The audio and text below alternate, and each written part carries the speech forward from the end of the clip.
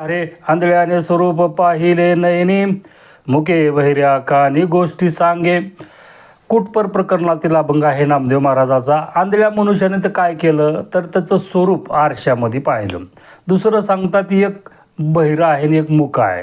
त्या मुक्याला काय केलं बहिऱ्यानं, त्याच्या हाक दिली आणि हाक दिल्यावर ते मुकं थांबलं आणि त्याच्या जवळ येऊन त्याच्या कानामध्ये गोष्टी केल्यावर ते मुकं मोठमोठ्यानं हसू लागलं. तिसरं नवल सांगतात की काय झालं की कासवी आली आणि कासवी आल्यानंतर एक 2 हात नसलेला मनुष्य आला आणि त्या आता कासविनीचं दूध काढलं. एक घागरभर दूध त्या कासविनीनं दिलं. सगळ्यात शेवटचं नवल नामदेव महाराज सांगतात की मुंगी, छोटीशी मुंगीनं काय केलं, हे त्रैलोक्यच तिच्या दाढेमध्ये धरलं. असं जर तुमच्या जीवनामध्ये हे असत्य मानाल, ह्याला खोटं मानाल तर तुम्ही नरकामध्ये जाल, असं नामदेव महाराज म्हणतात. रामकृष्ण हरी.